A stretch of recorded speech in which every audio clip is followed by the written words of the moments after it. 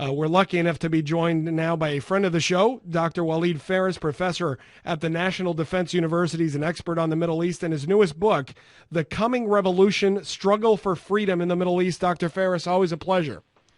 Good morning. Thank you for having me. I guess we could argue about whether or not the United States should have had a role at all in this military operation that helped take out Gaddafi, but I don't think there's any question that President Obama does deserve credit for the outcome, correct? Well, of course, helping the Libyan people to get rid of a bloody dictator, especially after the suppression that began in the beginning of this year, is something that the United States in tradition has done in the past, done in Yugoslavia, has supported the same thing in East Timor, and politically has supported the revolutions in Egypt and Tunisia. But the outcome is not yet over, meaning the outcome is not just ousting a dictator, it's also making sure there is no other authoritarian regime to replace him, because in many cases in the past, we helped in getting rid of one just to see another one coming or another elite coming. So now what is important is for the Transitional National Council of Libya to make sure that, one, no weapons will remain in the hands of people, that militias are disbanded, and that the civil society of Libya is given the opportunity for fair, free elections, and there will be freedom in Egypt, in Libya, I mean.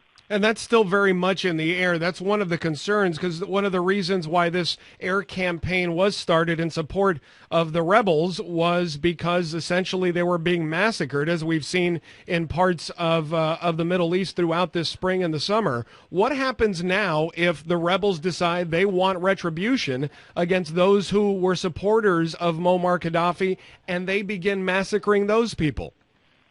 Well, number one, the international community, NATO, the United States, who offer them this liberty, have to make sure, while engaging this new government, the interim government, as I said, to stop this from happening, you have to rebuild a national police force. You have to regather the units that were part of the Libyan army, train them, and then equip them so they will become trained as a regular force serving a democratic government. So that's the path.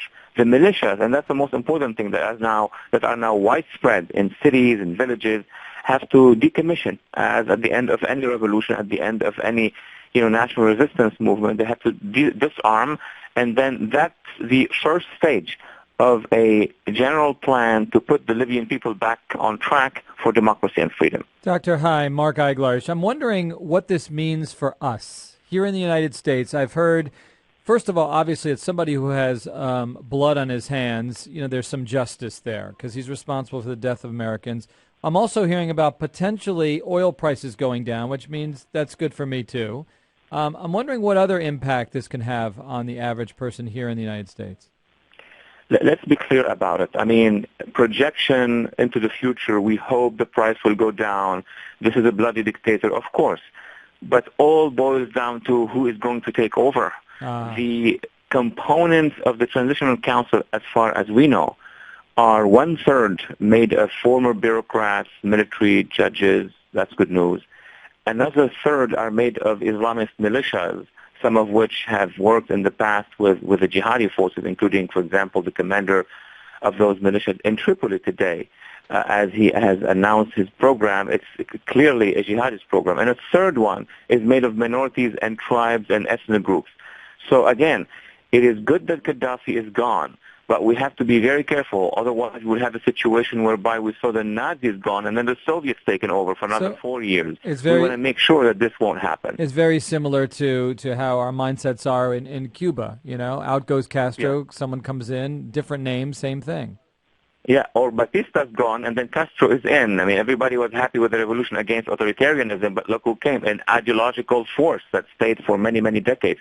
These are crucial moments. The next weeks and months are very important because our attention to Libya is going to go away, and that's the wrong thing. We're going to keep the pressure on this council until a democracy is established. Yeah, you got to be careful what you wish for. Final question for you, Dr. Phares. This whole Arab Spring has gotten so much attention. There's been so much hope across not only the Middle East but the world because of this uprising. But really, what has changed? In Egypt, we still have the military in charge. We don't know what's going to happen there long term. In Syria, there hasn't been a whole lot of attention by the international community. There's still blood tests and killings of protesters going on there. And as you've mentioned, we don't know what's going to happen in Libya. So really, what has been accomplished other than some people feeling like they have the power to speak out for a change? That is a very challenging question. In my book, The Coming Revolution, by the way, which was published last year before the revolts, I projected that there will be a first phase. In this first phase, you're going to have civil society rising. It did happen in Egypt, in Tunisia, the early stage of Libya, the early stage of Syria, and the early stage of Yemen. But then comes a second phase, whereby the authoritarians will be weakened or go down. Then comes a third stage, whereby there will going to be a race between those who are going to inherit those authoritarians. On the one hand, you have civil society democracy forces, and on the other hand, you're going to have fundamentalists, because the Middle East has its own Islamist, Salafist fundamentalists. And that the outcome of that third phase, the race, will tell us if we're going to see freedom and democracy or just a change of authoritarian regime. And it seems like there's always going to be that struggle ongoing in the Middle East, doesn't it? Yes, the struggle will continue until the institutions will become, democratic, liberal democratic, whereby people understand that you could run for an office, and if you lose, you don't go to jail. That's the difference. When we get to that system of values, then I think they'll be on the right track. Dr. Walid Phares, always a pleasure having you on the show. Professor at the National Defense University, expert on the Middle East. As he mentioned, his newest book, The Coming Revolution, Struggle for Freedom in the Middle East. Dr. Phares, thank you for your time. Thank you so much.